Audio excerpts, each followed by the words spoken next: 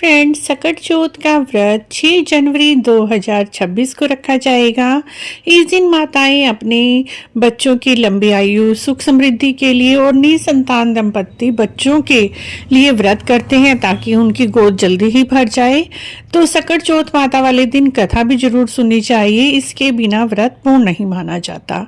कथा सुनने से पहले आप एक जमीन पर आसन बिछा लीजिए, हाथ में कुछ दूर्वा घास और तिल के दाने ले लीजिए।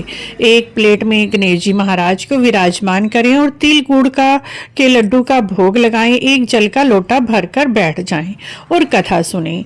कथा इस प्रकार है। एक समय की बात है, एक कुम्हार था। वह बर्तन पकाता, लेकिन एक बार उसका आवा पका ही नहीं। बर्तन पकाने वाला वह बहुत ही चिंतित हो गया। बहुत से दिन बीत गए, लेकिन उसके बर्तन बन नहीं रहे थे, जिससे वह अपनी फरियाद राजा के पास लेकर गया। राजा ने पंडितों को बुलाया कि हमारे देश में कुम्हार का आवा क्यों नहीं पक रहा है। अगर बर्तन नहीं बनेंगे तो देश में लोग खाना कैसे बनाएंगे। पहले समय में तो मिट्टी के बर्तनों में ही खाना पीना किया जाता था। अब राजा को पंडितों ने सलाह दी कि इसके आवे में हर रोज एक बच्चे को बिठाया जाए, यानी एक बच्चे की बलि दी जाए, तभी इसका आवा पकेगा और बर्तन पकेंगे। तब राजा ने सारे देश में ढिंडोरा पिटवा दिया। सभी अपने घर में से हर रोज एक एक बच्चा भेजे।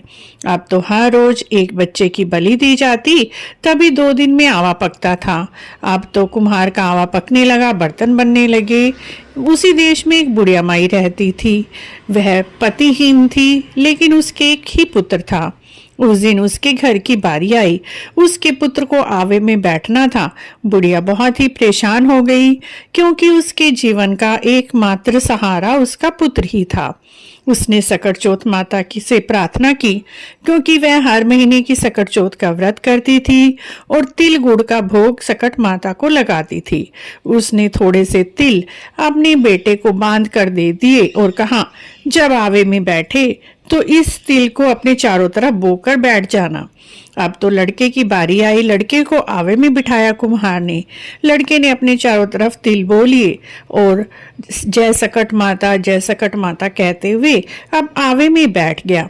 जो आवा 2.5 दिन में पकता था, वो आधे दिन में ही पक गया। अब जब कुम्हार ने बर्तन उतारे तो उसमें से आवाज आई, धीरे धीरे धीरे धीरे। कुम्हार तो डर गया, राजा को बुलाकर लाया। राजा ने देखा आवे में से अब भी आवाज आ रही थी, धीरे धीरे धीरे धीरे। राजा ने सोचा, इसमें तो कोई भूत पिशाच जिन है।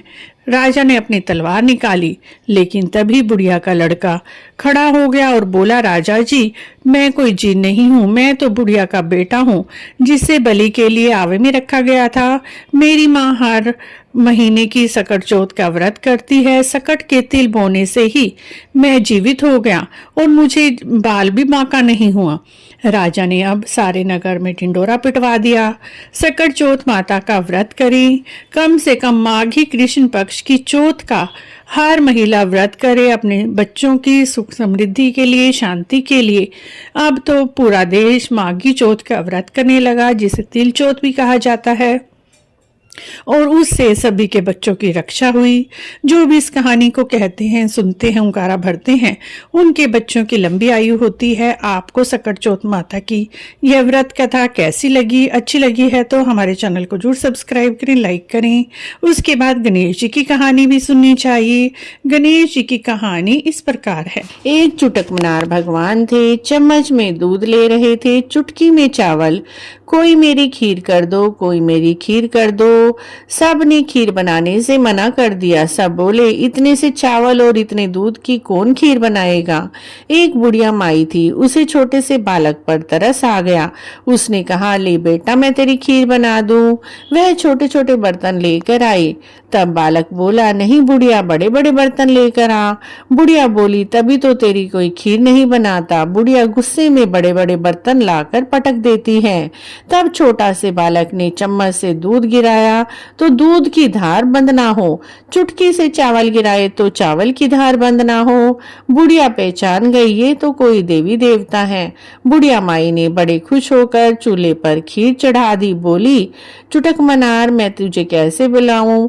चुटक मनार भगवान बोले, जब तेरी खीर बन जाए तब कह दियो बुढ़िया चुटक मनार तेरा भोग लगी और मैं तभी आ जाऊंगा। बुढ़िया की एक बहू थी, उसे बड़ी जोर से भूख लग रही थी।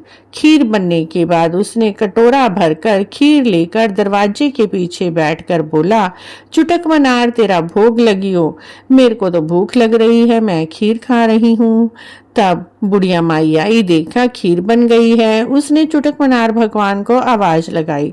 चुटक मनार भगवान आए, बोले, बुढ़िया माई मेरा तो भोग लग गया। बुढ़िया माई बोली, भगवान मैंने तो आपका भोग नहीं लगाया, आपका भोग कैसे लग गया?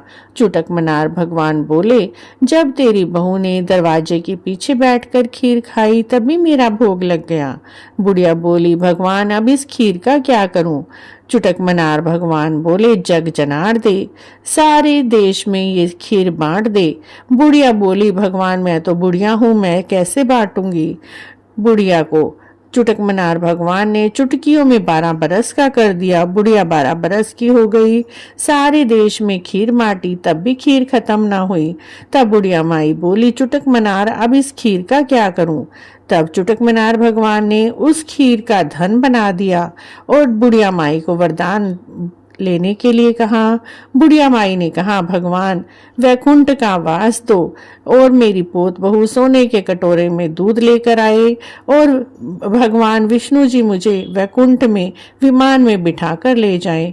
बुढ़िया माई ने आंख मीची, उधर विमान बुढ़िया माई को वैकुंठ में लेने के लिए आया। बहू कटोरे में दूध लेकर आई।